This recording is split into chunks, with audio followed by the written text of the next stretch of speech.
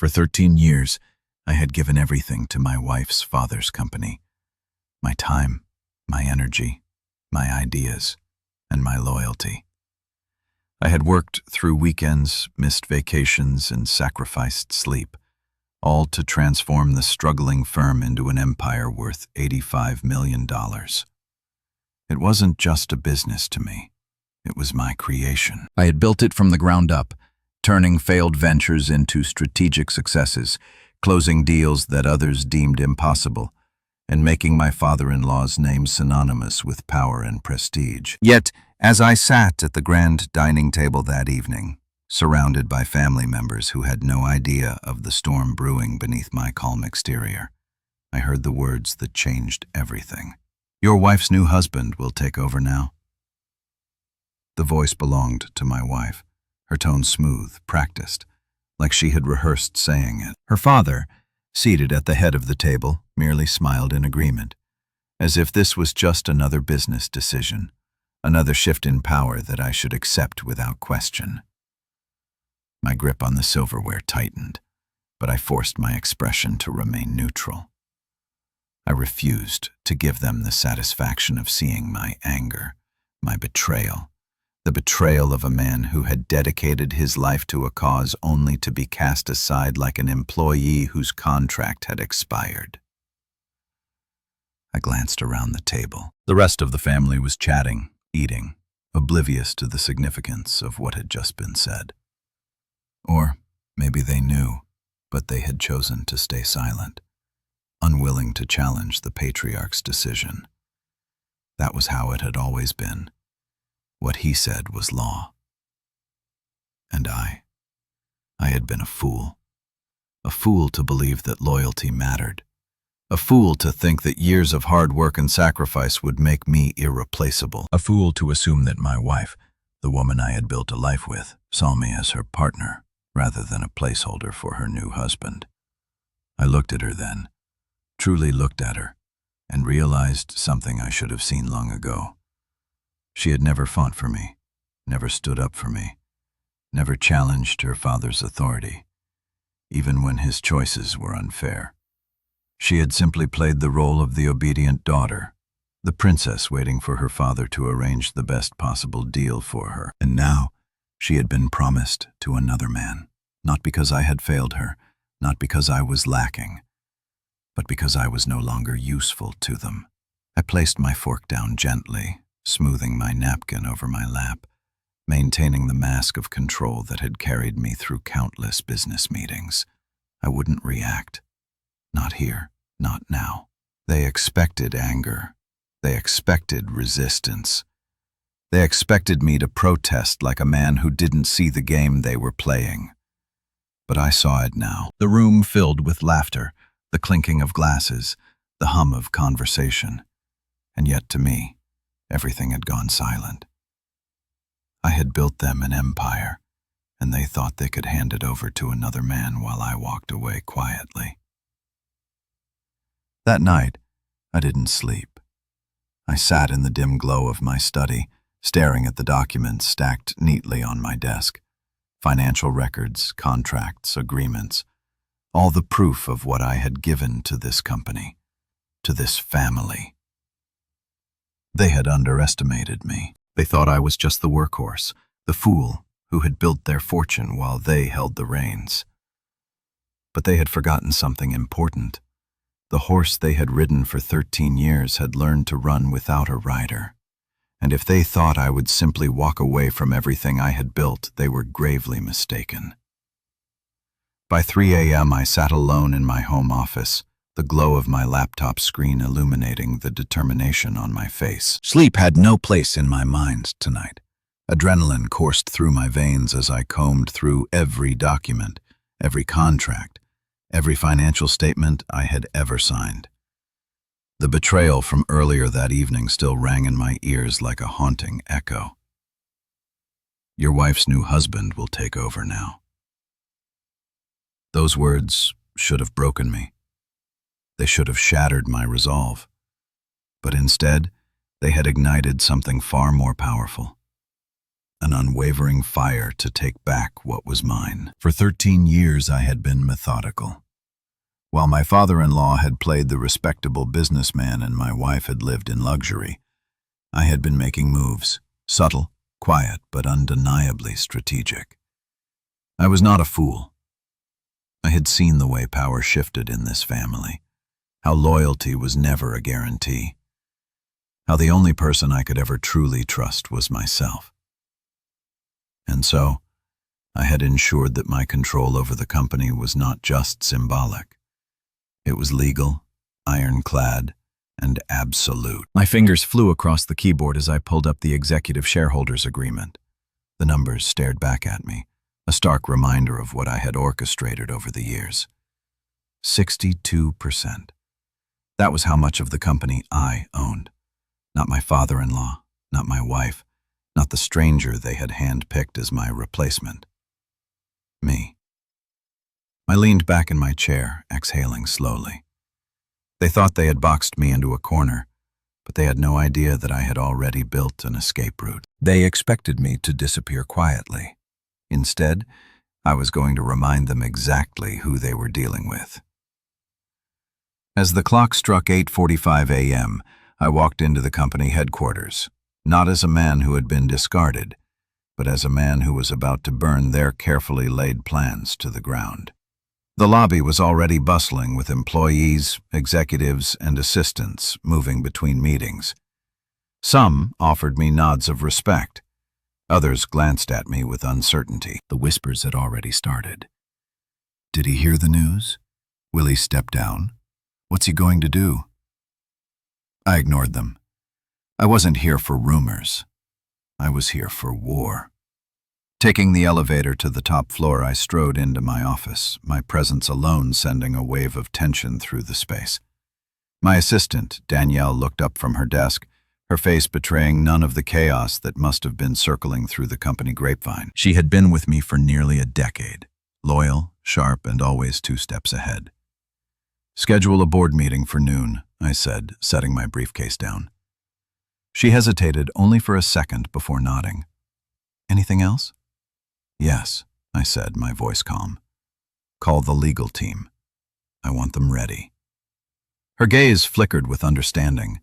The fight had begun. By the time I settled into my chair, I was already anticipating their next move. My father-in-law would waste no time. He would call in his favors, push the executives to accept the transition, and frame it as a necessary shift in leadership. He would use my wife's name to solidify his argument. After all, who would question a man passing his business to his daughter and her new husband? The problem was, I wasn't just a name on a piece of paper. I was the name on the contracts that mattered. At exactly 9 a.m., as if on cue, my office door swung open without so much as a knock. My father-in-law entered first, his presence as overbearing as ever, followed by my wife, her posture poised as if this was nothing more than another meeting. And then he walked in, the so-called new husband, tall, young, confident, exactly the type of man my father-in-law would consider worthy of taking my place. He exuded an arrogance, a smugness that came from believing he had already won. I almost laughed. "I assume you're aware of the transition," my father-in-law said, his voice carrying the weight of expectation. I leaned back in my chair, steepling my fingers together. Transition? Interesting choice of words. The man beside my wife smirked as if he found this amusing. I ignored him. He was nothing more than a placeholder, a pawn in someone else's game. My focus was on the real threat, the man who had orchestrated this betrayal in the first place. "We need you to oversee the handover," my father-in-law continued.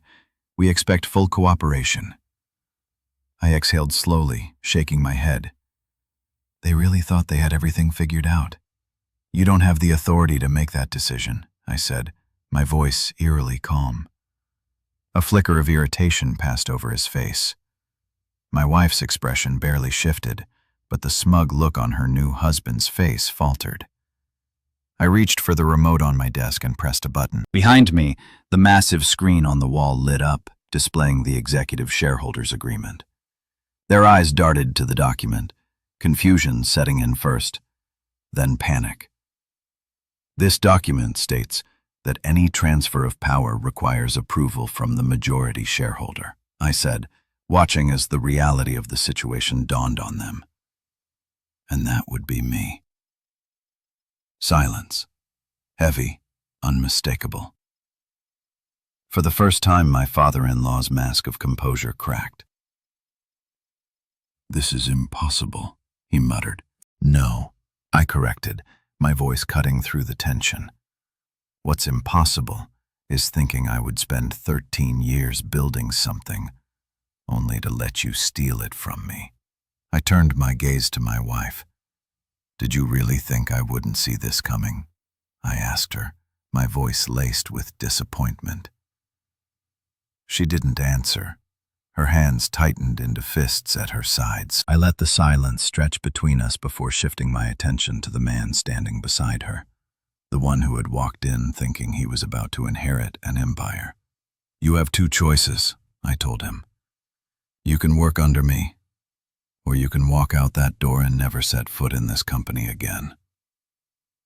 His face turned red, his jaw clenched. He looked at my wife, then at my father-in-law. He had expected a victory lap, not a public humiliation. He stormed out without a word. My father-in-law hesitated for a fraction of a second before following. My wife lingered for a moment longer. She met my gaze, searching for something. Anger, regret, weakness. She found none. I had spent years building this empire, and if they thought they could take it from me, they were about to learn just how wrong they were. The air in my office was thick with tension long after my father-in-law and my so-called replacement had stormed out. My wife was still standing there, her hands clenched at her sides, her carefully curated mask of indifference slipping ever so slightly. She wasn't used to losing, neither was her father. But today, they had lost. I leaned back in my chair, watching her closely. She was waiting for me to break the silence, to give her something, an explanation, an argument, a reaction. But I wasn't playing that game anymore. "You knew," she finally said, her voice quiet but edged with something sharp. "You knew all along." I tilted my head slightly as if considering her words. What exactly did I know? Her nostrils flared. "Don't play dumb." "You knew what my father was planning. You knew he was going to transition the company to—" She stopped herself before saying his name. She didn't have to. I let out a slow breath, tapped my fingers on the desk. "Of course I knew," I said smoothly. "I know how your father operates. He's predictable. He thinks power is something he can shuffle around like a deck of cards. He underestimated me, just like you did." Her lips pressed into a thin line. "This doesn't have to be a war, you know." I laughed, the sound dry and humorless. "It already is, darling." Her gaze flickered to the massive screen behind me, still displaying the shareholder agreement, the document that had just dismantled all of their carefully laid plans. I saw the realization in her eyes, the understanding that the life she had expected, the seamless transition she had envisioned, had just gone up in flames. "So, what now?" she asked. "You think you can just keep me out? That my father will accept this?" I stood up slowly, deliberately, and rounded the desk. She stiffened slightly as I stopped right in front of her. "Let's get something straight," I said, my voice low. "Your father doesn't run this company anymore. I do. If you want to stay in this game, you'll do it on my terms." She scoffed. "You don't control me." I smiled. "No, but I control what matters. And right now, that's the future of this company.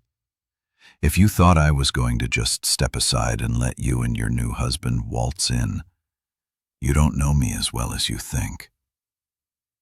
Her jaw tightened, She had always been good at masking her emotions, but I knew her too well. She was panicking. "This isn't over," she whispered, her voice carrying more desperation than confidence. "Oh, I know," I said. "It's just beginning." She turned on her heel and left, slamming the door behind her. I exhaled, rolling my shoulders back. The first battle had been won, but the war was far from over. I had thrown a wrench in their plans, but I knew my father-in-law well enough to understand that he wasn't the type to accept defeat easily. He had spent decades building his reputation, surrounding himself with people who feared him, admired him, obeyed him. I was about to become the one thing he had never accounted for. His equal, or worse for him, his superior. I pressed the intercom button on my desk. "Danielle, call a board meeting. Noon." "Understood," she replied instantly. I needed to secure my position before my father-in-law tried to rally the board against me. Money and influence could make people disloyal in a heartbeat, and I wasn't naive enough to think I didn't have enemies among the executives. I walked over to the window, looking down at the city below. I had spent over a decade building this empire, and for what? To be discarded, replaced, humiliated? No, not a chance. At noon, the boardroom was filled with executives. Some of them looked anxious, others neutral. A few were clearly waiting to see which way the tide would turn before choosing a side. I took my seat at the head of the table. "I know many of you have heard rumors," I began, my voice steady. "So let me clear them up. Yes, my father-in-law intended to replace me. No, that will not be happening." Murmurs rippled through the room. I let them speak amongst themselves for a moment before continuing. "I've built this company into what it is today. Every deal, every expansion, every strategic move, I've been at the center of it. And I won't allow a man who hasn't spent a single day working here to walk in and take what I built." One of the executives, a man I had always respected, cleared his throat. "Your father-in-law has significant influence. He could make things difficult." I met his gaze head-on. "Perhaps. But let me make one thing clear. If anyone in this room believes that backing him is the right move, speak now." Silence. Heavy, deafening silence. "Good. Loyalty matters," I continued, my tone softer but no less firm. "And those who stand with me now will be rewarded. Those who don't? Well, you should know me well enough to understand that I don't forget disloyalty." I let my words settle. This was a game of power, and I had just made my position clear. By the time the meeting ended, I had secured the support I needed. My father-in-law could try to fight me, but he was about to learn something important. I wasn't the man he thought he could control. By the time I returned to my office, Danielle was waiting at the door. "Your father-in-law called," she said. "He wants to meet." I smiled. Of course he did. "Tell him I'll see him tomorrow," I said, "at my convenience." As she walked away, I sat back in my chair, exhaling slowly. The battle lines had been drawn, and I had no intention of losing. By the time I stepped into my office the next morning, the weight of what had happened over the last 24 hours was still sinking in. My father-in-law had miscalculated badly. He had spent years believing he could manipulate, control, and discard me like a piece on his chessboard. He hadn't accounted for the fact that I wasn't just another pawn. I was the one who had built the kingdom. And now, I was the one who held the power to burn it down. My phone buzzed on the desk. I glanced at the screen. Unknown number. I knew exactly who it was before I even picked up. "Speak." A familiar voice crackled through the line. "You think you've won?" I smirked, leaning back in my chair. I know I have. A slow, measured exhale came from the other end. You've made a mistake, son. A mistake that's going to cost you everything. That's funny, I said, twirling a pen between my fingers, because from where I'm sitting, it looks like the only mistake was thinking you could take what's mine. Silence. I let it stretch between us, savoring the shift in dynamic. For years, my father-in-law had spoken to me with authority, with the certainty that I would always fall in line. Today, for the first time, that authority was gone. We should meet, he finally said, his voice tight. We should, I agreed, but on my terms. My office, 1 hour. I hung up before you could argue. I wasn't going to let him control the setting, the tone, or the circumstances. If he wanted a discussion, it would be on my turf, under my rules. The next 60 minutes passed in strategic preparation. I had Danielle pull up every document, every financial report, and every legal agreement that mattered. I wanted them printed and stacked neatly on my desk. Not because I needed to review them, but because I wanted him to see them, to understand that I wasn't just prepared, I was untouchable. At exactly 10 o'clock, the door to my office swung open. My father-in-law walked in, his presence as imposing as ever, dressed in his usual crisp suit. He was followed closely by my wife, ex-wife, really, though she hadn't realized it yet. And trailing behind her, the man they had chosen to replace me. I ignored him entirely. He wasn't important enough to acknowledge. Instead, I leaned back in my chair and gestured to the seats across from me. Sit. They did, reluctantly.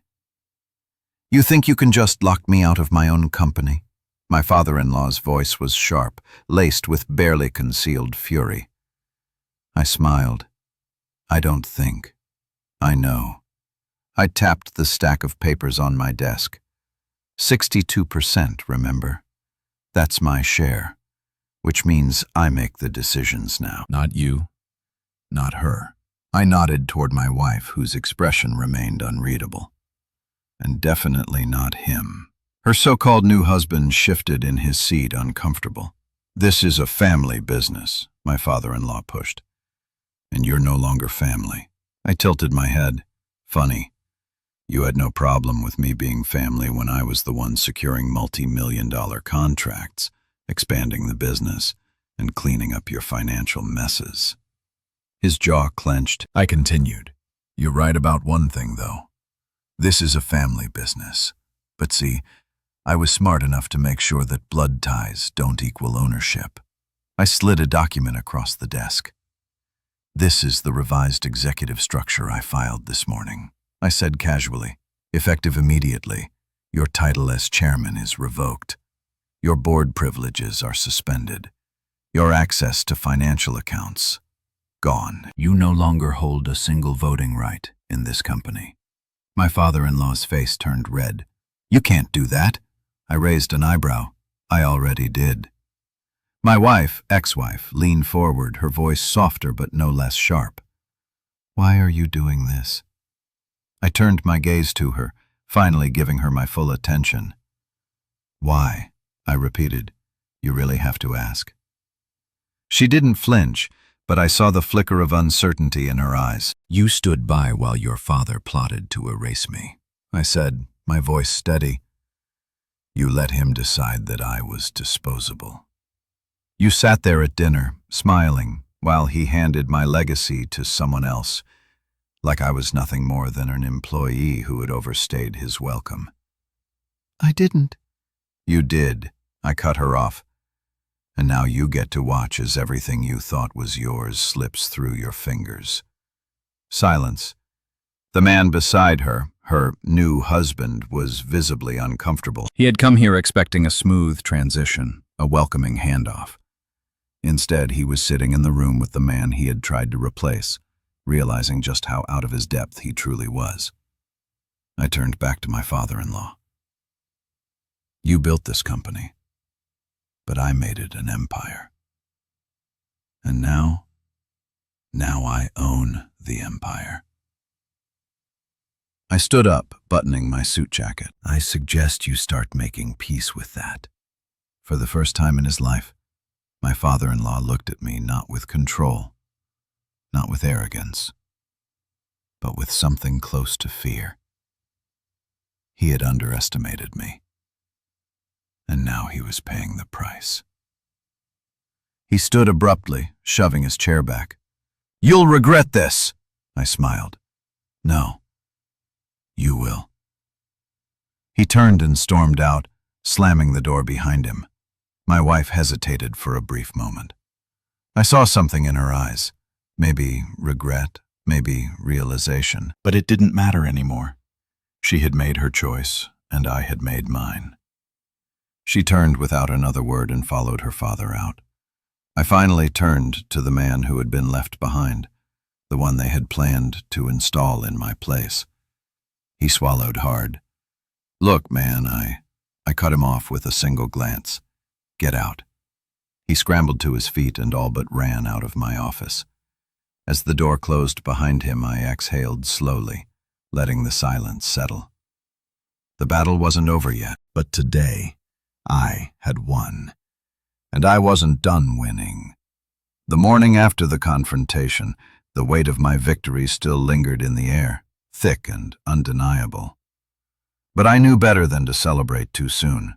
My father-in-law wasn't the type to bow out quietly. No, he would retreat, regroup, and come back swinging.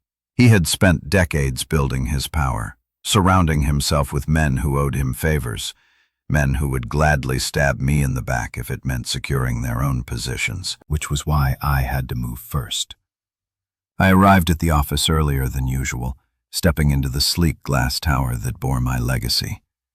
The employees who had once greeted me with polite smiles now looked at me with something different: hesitation, uncertainty. The whispers were growing louder. The company had become a battlefield overnight, and everyone was waiting to see which side would come out on top. Danielle was already waiting in my office when I walked in, her hands resting on a thick stack of files. She had worked with me long enough to know that I wouldn't be resting after yesterday's events. "They're rallying," she said without preamble. I didn't need to ask who they were. "How many?" I asked, taking off my jacket and draping it over the chair. 5 board members met with your father-in-law late last night. 3 more were contacted this morning. He's offering them incentives, bonuses, future positions, anything to convince them to vote against you in the next emergency board meeting. I smirked, shaking my head. Predictable. He's desperate, I mused, taking a seat and glancing over the documents she had prepared. Desperate men can be dangerous, she warned. She was right. My father-in-law was many things, but he was never a man who accepted defeat easily. If he couldn't beat me fairly, he'd try to do it by force, by twisting the narrative, by making me look unstable or incapable, which meant I had to make my next move loud enough that no one dared challenge me again. I flipped open one of the files, scanning the contents. It was a detailed audit of the company's financials, one my father-in-law never expected anyone to see. "You went digging," I said, an eyebrow raised at Danielle. "You pay me to be thorough," she responded with a shrug. I leaned back, taking my time to absorb the numbers in front of me. Hidden losses, mismanaged funds, embezzlement disguised as business expenses. My father-in-law wasn't just trying to push me out. He was trying to cover his own tracks. I exhaled slowly, tapping my fingers against the desk. How much does the board know? Nothing. He's kept it buried well. And if we release this? Danielle hesitated for a fraction of a second. It would destroy him. I nodded, my mind already working through the angles. "Schedule a board meeting," I said. "For when?" "Today." Her eyes flickered with understanding. No hesitation, no second-guessing. "I'll make the calls."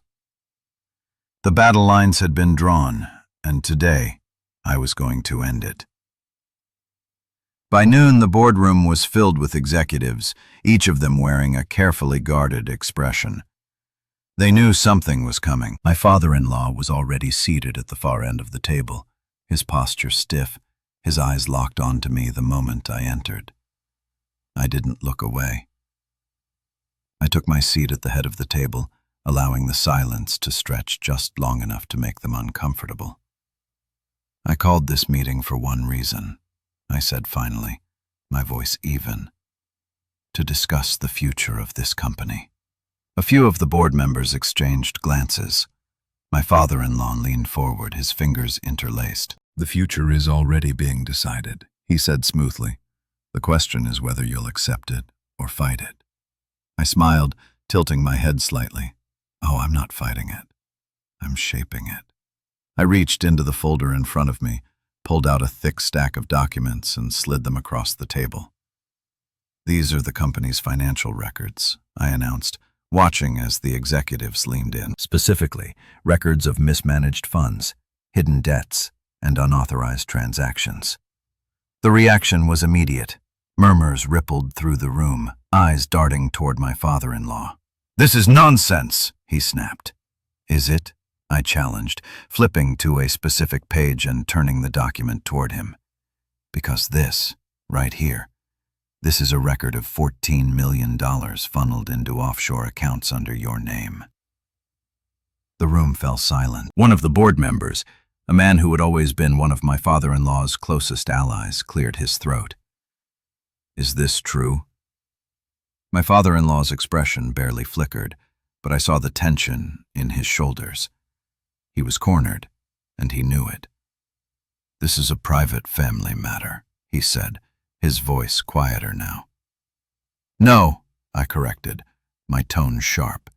"This is a corporate matter, and as the majority shareholder, I have a duty to protect this company from corruption." More murmurs. The tide was shifting. I leaned forward, driving my point home. "You wanted to take everything from me. Instead, you just handed me everything I needed to take you down." A long pause. Then finally, my father-in-law exhaled slowly, his gaze meeting mine. For the first time, he looked truly defeated. "What do you want?" he asked. "Your resignation," I said without hesitation. "Effective immediately." More silence. Then, to my surprise, he nodded. "Fine." A quiet gasp from one of the board members. Even my ex-wife, looked startled. "And the shares," I added. "Transfer them to me." My father-in-law clenched his jaw. "You're pushing it." "No," I said simply. "I'm ending it." A long pause. Then finally he sighed, pushing the documents back toward me. "You really are ruthless," he muttered. I smirked. I learned from the best. And just like that, it was over. My father-in-law left the company that day. My wife didn't follow him, not immediately. She lingered, watching me, but I didn't spare her a second glance. I had won, and nothing would ever be the same again. By the next morning, the entire city knew what had happened. The headlines splashed across business news outlets were as brutal as they were satisfying. "Corporate power shift, the end of an era at Hastings Enterprises. Chairman resigns amidst financial misconduct allegations. Hastings empire crumbles, the rise of its true architect."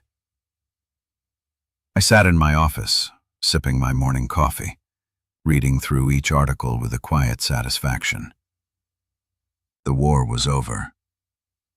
The battlefield was mine. My father-in-law had been forced into resignation, stripped of the company he had once commanded. His shares, once a symbol of his iron grip, were now in my name. And the best part? He hadn't even tried to fight back because he knew he had lost. Danielle entered without knocking, holding a tablet. You made every front page. Some say you're a genius, others are calling you ruthless. I smirked. Both are true. She set the tablet down and gave me a pointed look. You should know something. Your ex-wife has been calling repeatedly. I didn't react. I had been expecting that. Let her call. Danielle hesitated. She also came by the building earlier. Security turned her away. I exhaled slowly. She's not used to being ignored. Clearly, Danielle muttered before shaking her head.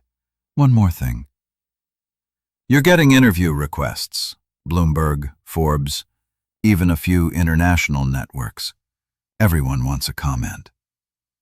I chuckled. They want to know how I managed to dismantle a legacy in under a week. Something like that. I leaned back in my chair, considering. The truth was, I had no interest in feeding the media frenzy. Let them speculate. Let them build their narratives about power, the trail, and corporate warfare. The only thing that mattered was control, and I had secured it. Decline all of them, I said. Danielle raised an eyebrow but didn't argue. She knew me well enough to understand that I didn't do anything for public approval. And my schedule for today? I asked. You have a meeting with the new board at 2 p.m., she said. They're eager to know what direction you want to take the company in now that it's fully yours. I nodded. Good. Make sure all financial reports are on my desk before then. I want to go in with every number at my fingertips. Danielle turned to leave but paused at the door. And about your ex-wife? I didn't look up from my coffee. She made her choice. She can live with it. Danielle nodded and left. For a moment, I allowed myself to lean back and close my eyes. The past few days had been an all-out war, but I had emerged exactly where I needed to be. At the top. And I wasn't about to let anyone drag me back down. By noon, I received another call from her. I ignored it. By 12:30, a message came through. We need to talk. I smirked at the simplicity of it, as if a few words could undo everything. By 1 o'clock, she sent another. Please. That one made me pause. Not because I felt anything for her. I didn't. That part of me had been erased the moment she sat at that dinner table and let her father dictate my replacement. No. I paused because I recognized desperation when I saw it. And desperate people were unpredictable. By 1:45, I arrived at the boardroom. Executives were already seated, their posture stiff, their eyes watchful. They had spent years under my father-in-law's rule, conditioned to follow his lead. Now they were looking at me, unsure of what to expect. I let the silence stretch as I took my seat at the head of the table. Let's not waste time, I said, steepling my fingers. I know there are concerns. I know some of you were aligned with my predecessor, but let me make one thing clear. This company doesn't run on loyalty to a name. It runs on results. A few of them shifted in their seats. We're not going to waste time mourning the past, I continued. We're going to move forward. And those who are ready to do that, you'll be rewarded. The tension in the room eased slightly. These were business-minded people. They didn't care about sentiment. They cared about profit. And if I could make them more money than my father-in-law ever did, they would fall in line. I spent the next hour laying out my strategy, expanding global operations, restructuring inefficient departments, securing new international partnerships. By the time the meeting ended, the board was no longer uncertain. They were intrigued, and I had them exactly where I wanted them. That night, as I was leaving the office, I saw her. She was waiting in the lobby, standing near the entrance in a fitted gray dress, looking as polished as ever. I could have walked past her. I could have ignored her completely. But a part of me wanted to hear what she had to say, if only to watch her scramble for an explanation.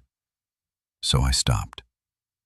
She looked up, relief flashing across her face. You finally decided to see me. No, I said simply. I just didn't feel like pretending you don't exist. She flinched slightly but recovered quickly.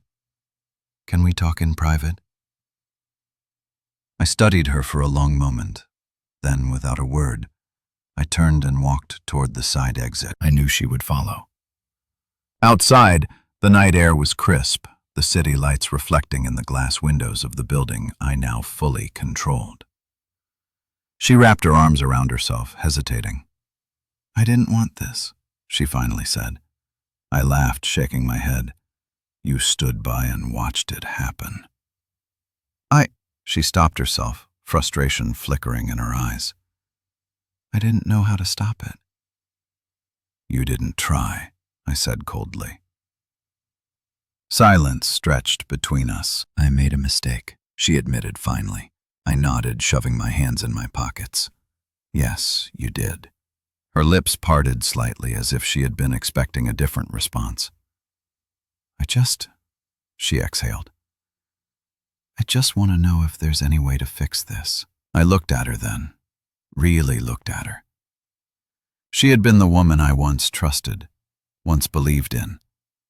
And now, she was just another person who had underestimated me. No, I said, my voice even. You don't get to fix this. You don't get to rewrite the ending. Her eyes flashed with something, anger, regret, maybe even grief. But none of it mattered. I turned and walked away, because some things weren't meant to be salvaged, and she had made her choice. As I walked away from her, I didn't look back. There was no need. Whatever desperation she was feeling now, whatever regret had crept into her heart, it was too little, too late. She had watched me be discarded like an afterthought, had stood silent as her father tried to erase me from my own empire. And now she wanted to fix things. There was nothing left to fix. I stepped into my car, exhaling slowly as I gripped the steering wheel. My phone vibrated in my pocket, and I already knew who it was before I even glanced at the screen. Another message from her. Please, just one conversation. I didn't bother responding. Instead, I turned off my notifications and pulled out of the parking lot. There was work to be done, a company to run, a future to secure. The past could keep calling, keep begging, but I was done answering. By the time I got home, my body was exhausted, but my mind was sharp. I poured myself a drink, stepping onto the balcony of my penthouse. The city sprawled before me, alive and endless, glittering under the night sky. I had won. Everything they had tried to take from me, I had taken back, and more. The company was mine now, fully mine, and for the first time in years, I didn't have to answer to anyone. No father-in-law dictating my future, no wife standing in the shadows, complicit in my downfall. So why did I feel this quiet, lingering sense of anticipation? Because I knew the game wasn't over yet. People like my father-in-law didn't just walk away. They regrouped. They retaliated. And I was ready for it. The next morning, I was back in my office before the sun had even fully risen. Danielle was already there, as always, her efficiency unmatched. She slid a file onto my desk before I had even taken my seat. You were right, she said simply. I flipped open the file and scanned the contents. A meeting had taken place last night. My father-in-law, a few of his old allies, a handful of investors who had benefited from his reign. They're looking for a way back in, Danielle continued, trying to gather support, frame you as reckless, unstable. I smirked, setting the file down. They're desperate. Desperate men do dangerous things. She wasn't wrong. Do we have leverage on any of the investors? I asked, already knowing the answer. Danielle nodded, flipping to another page in the file. 3 of them have questionable financial histories, offshore accounts, unreported earnings, some borderline legal dealings. If they push too hard, we can squeeze them. And the rest? 2 of them are just waiting to see who comes out on top. They don't care who runs the company, as long as their money keeps growing. Then we make sure they know where the real power is. I picked up my phone and dialed the number of the most influential investor on that list, a man who had built his fortune on the backs of others, who had never truly cared about loyalty, only profit. He answered on the second ring. I was expecting your call. Then you already know why I'm calling, I said smoothly. He chuckled. Your father-in-law has been very persuasive. He thinks you're too aggressive, too impulsive. He's making a case that the company is better off under someone calmer. And what do you think? I asked. A pause. Then I think I like making money. And right now, you're the one making it. I smiled. Glad we understand each other. He chuckled again. For now. But power shifts quickly in this world. Be careful, son. I always am. I hung up and turned to Danielle. That's one secured. Now let's deal with the others. By noon, I had locked in the majority of the key investors. They were staying with me, at least for now. That left my father-in-law with fewer allies, fewer options, and fewer chances to claw his way back. At exactly 3 p.m., my office phone rang. I picked it up without hesitation. I was wondering when you'd call. You're making a mistake, my father-in-law's voice came through, calm but firm. You keep saying that, but I'm still here. And you're not. A pause. Then this isn't over. I smirked, leaning back in my chair. It is for you. Silence.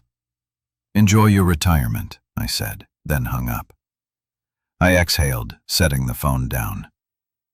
Game over. That night, I returned home and found another message waiting from her.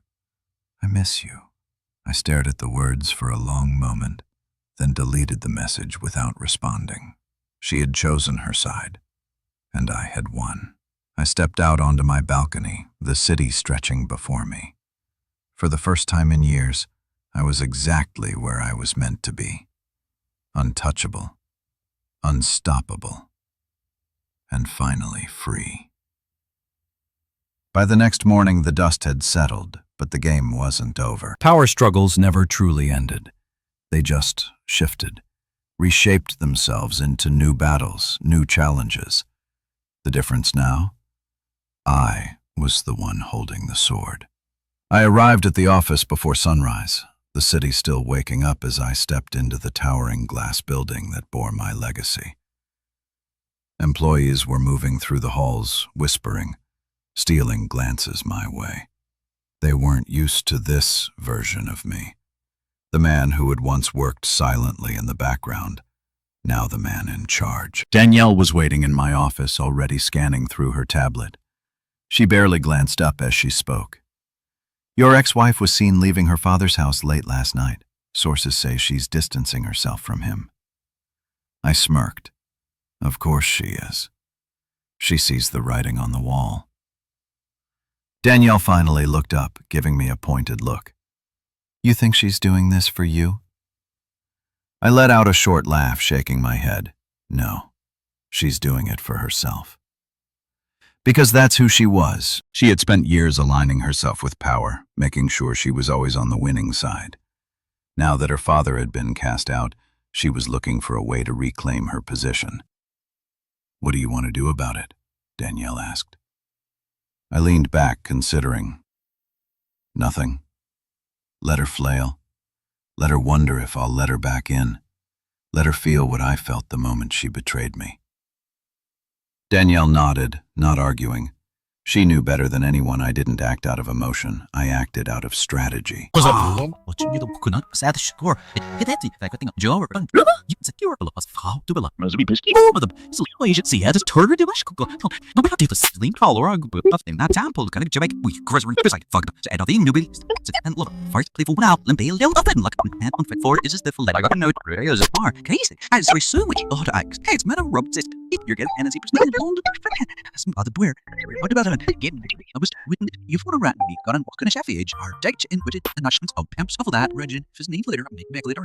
No one thought that's up two puppets chicken up on predators Ebony and this under big jet on permit or the blue they get her the spot bully we be on and he said you're land that make every you guys run them either or the other be I like to cat then I'm every coming always there's exactly like I do. I run the bacon. I'm loving here in this whole right on this. I'm sorry. Out of her at it. Let them low. I want the weird bad trick. I don't charge me back in day. Not sure how it is. I'll get through. Like they right out. Mouth up. If you seal. Robin had I want to see some of them. How that way. Because and from the middle of grief. Not here anymore. Hidden rather the havoc is news. Get it at about. There. They live. Yeah, is what it wanted. The listen on New York. Like next this year with the music under once if they even no is on Hollow by Fantastic Hedge on Aussie. I said one of it and Trevor did devolve the surgery lit half fiction on the nigga and yet or make us swing all the hoop pals turn a bit great as needs to be here and the months bear there doing the hair needy people myth of certain limits I even in hospital sound let us simple ash slice mutton deck civvy just mere more low because that's can't them see sure almost up nerves I long later at Badger and Jimmy where the that's difficult. 90 surplus to change and catch the exposing or good for no has change it. I mean, when it's mowing the abbey or the redes no never just but direction. Telling us now. And to this here, seems like you can shit yours. Forget of the ends like from the speaks and feeling for the Derek.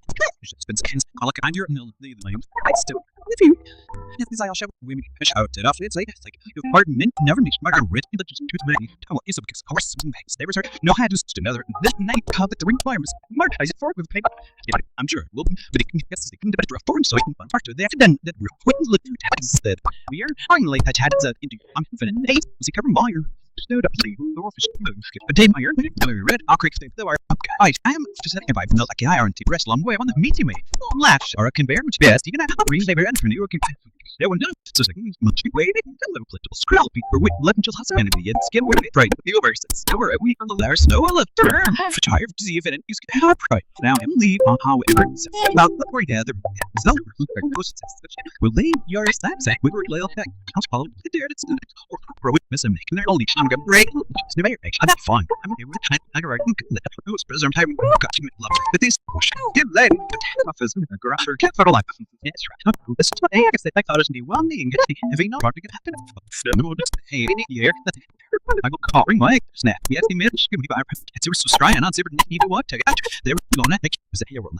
say the thing smooth out on or earn the clearing the one under my you could do no phone never I reckon say never lemon start the patch I came to come consider no section of faces so we're going to cruise on in give me from the sun oh van and we're just I mean what step wasn't edge the also way math and go from does over milk right to allow you to take around he's chapped flux weeks all on curse we're ready and she believe you know we can work with the user next we read because at awesome it doesn't been said will be it's around the men are good man or I like these men with everything to have on that out of this one daily but I in one day I need were shocked with the group of paid me all night they were from couple you would I got old mom were well riven I got soon at the time was just me seen a ship I don't not as happy I mean oh we folk it was that who I mean I'm still the story parallel line hammer grooms I go Kyber related is a I'm on the right and kilometer the next time side are 6 down meters are real long and nothing long audio said low and like a present always mainly why do a man I did that or something the rewam AG revs for he's pulled around I'm a little chimbering or music of the reference the way small and run tape never was fast looks the lumber hey slipping how do I mean real titled and I'm predicting dream with that but like them brain like remember me she presses on there and like sweeping the crab not page let's start day or to me use nearing our when lureman he should stars instead to me can bump like and check putting in the Fribbe and the club venture or her comes feebles project and the card those miss football production simple employed and election sounds of mouth suffer like to see other joke that lime the audio factor will laugh yourself it can be not I'm it in the roman some come on like here I am have a look at the right or lame or ways in limb sock king saves yarring of it fine and flames in there one playing in for nobody let it want to cop to meetings and story I forget and national sorry anything about a with our teams chaos with awesome that I want to go to here I see excited to stand on the who make no on our fall really no mallet right so It detailed his remaining assets, his political ties, his ability to manipulate certain markets. He's not done fighting, I mused. No, Danielle agreed. He's just waiting for an opening. I exhaled slowly, tapping my fingers against the desk. Then I won't give him one.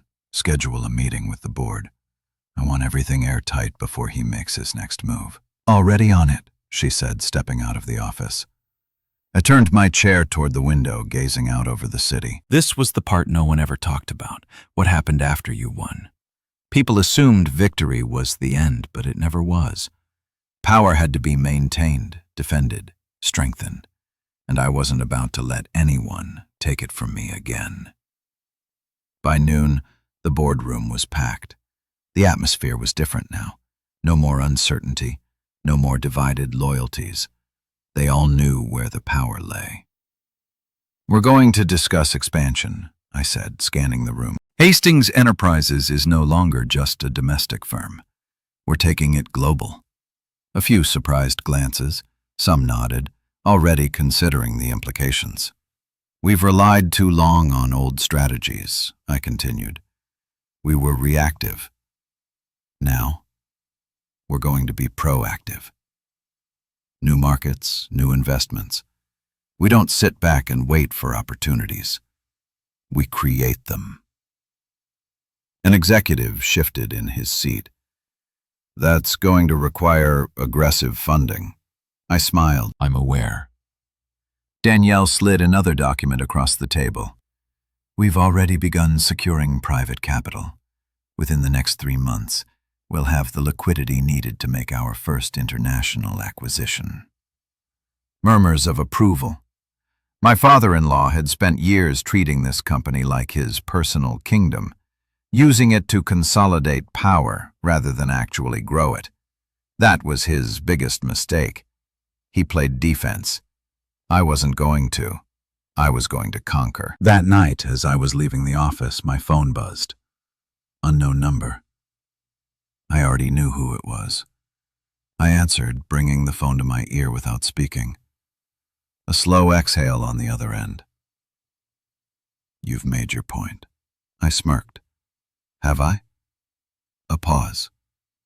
Then you think you've won? You think this is over? It is over, I said, stepping into my car. You just don't want to accept it. You're playing a dangerous game, son.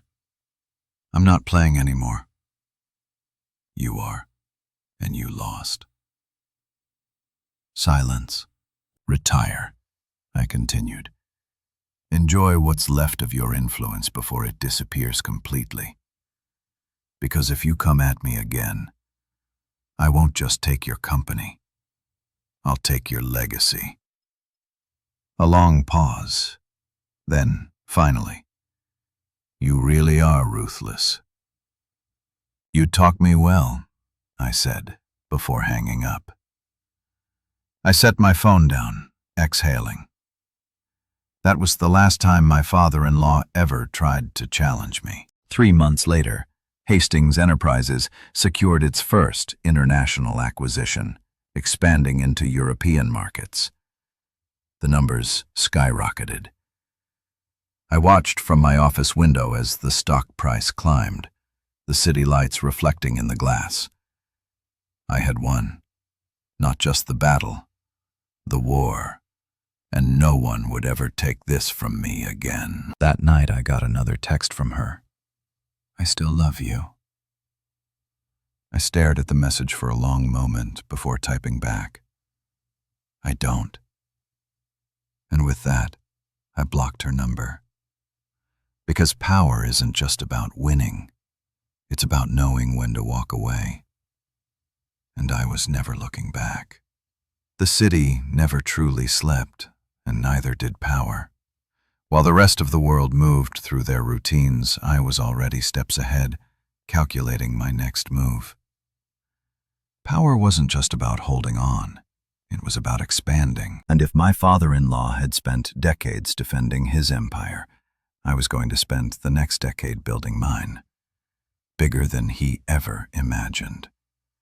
The office was quieter than usual when I arrived the next morning, my footsteps echoing in the executive hallway. Hastings Enterprises had already begun its global expansion, and the first phase of international acquisitions was locked in. But there was still work to do. Danielle was waiting for me, as always, a fresh folder in her hands. "Numbers from our latest acquisition," she said, handing it over. I flipped it open, scanning the reports. The company we had just acquired was already proving to be a gold mine. Revenue up 177% in the first quarter, with even higher projections for the next fiscal year. "This is good," I said, nodding. "It's more than good," she corrected. "It's a statement. The market knows you're not just holding ground, you're growing." That was exactly the point. My father-in-law had spent years playing it safe, keeping the company in familiar territory. But power wasn't about safety. It was about dominance. "Any pushback?" I asked. "Not from the board," she said, "but your ex-wife has been making calls." I didn't react. "To who?" "Some of the investors. A few of the remaining executives who were loyal to her father." I exhaled slowly, tapping my fingers against my desk. "She's looking for a way back in," Danielle continued, "trying to leverage whatever influence she has left." "And how are they responding?" "So far, they're ignoring her. But if she keeps pushing, someone might listen." That was the problem with people like her. They never accepted when they had lost. She had aligned herself with power her entire life, always making sure she was on the winning side. And now, for the first time, she was powerless. "Let her try," I said finally. "It won't change anything." Danielle hesitated. She also showed up at the building again this morning. Security turned her away. I chuckled, shaking my head. "She's getting desperate," Danielle noted. "Let her be," I said simply. Danielle studied me for a moment, then nodded. She didn't need to say it, but I could hear the unspoken words in her silence. This isn't over. And maybe in her mind it wasn't, but for me, it had been over the moment she let me be erased. By mid-afternoon, I was on a conference call with a potential partner in Dubai, discussing another major acquisition. We were expanding fast, and the world was paying attention. "Your reputation precedes you," the man on the other end of the call said. "The way you handled your transition of power was ruthless." I smiled slightly. "Business isn't personal." "Oh, but it is," he chuckled. "Every move you make tells the world who you are. And right now, the world is watching." I knew that. I welcomed it. By the time the call ended, I had secured another partnership, and Hastings Enterprises was another step closer to becoming a global powerhouse. I had built an empire that no one, not my ex-wife, not her father, not their failed schemes, could take from me. And that was only the beginning. That evening, I stepped into my penthouse, the city lights stretching endlessly beyond the glass walls, a drink in my hand. My phone vibrated once more. Another message from her. I should have ignored it, but something in me wanted to see what she had to say. I opened it. "I just want to talk, one last time." I exhaled, setting my drink down. I didn't owe her anything, but I wanted to see what her last move would be. So, against my better judgment, I sent a single response. "Tomorrow. Noon. My office. The next day, at exactly noon, she walked into my office. She was still as polished as ever, still carried herself with the same effortless confidence. But there was something different now, a hesitation in her step, a flicker of doubt in her eyes. She took a seat across from me, crossing her legs carefully.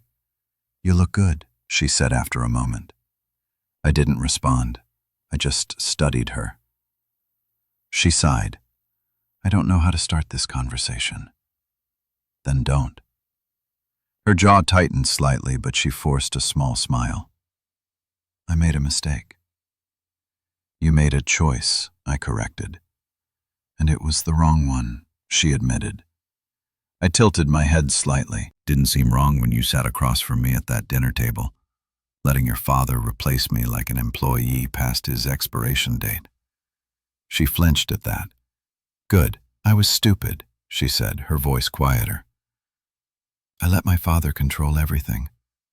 I let him make the decisions, thinking it was what was best for me. But I see now." She swallowed. "I see that I lost the one thing that actually mattered." I leaned back, watching her. "And what was that?" I asked, my voice unreadable. She hesitated. "You." I laughed. I didn't even mean to. It just came out. "You didn't lose me," I said, shaking my head. "You threw me away." There's a difference. Her eyes flickered with emotion. "Do you really hate me that much?" I exhaled slowly. "No, I don't hate you. I just don't care anymore." She stared at me for a long moment, and I saw the realization dawn in her eyes. This wasn't a game she could win. Not this time. "You wanted to talk," I said, standing up. "Now we've talked. I have work to do." She rose to her feet, looking like she wanted to say more, but in the end she didn't. She just nodded once, turned, and walked out of my office. And this time, I knew she wouldn't come back. As the door shut behind her, I exhaled. Not because I felt relief, not because I felt anger, because for the first time in a long time, I felt absolutely nothing.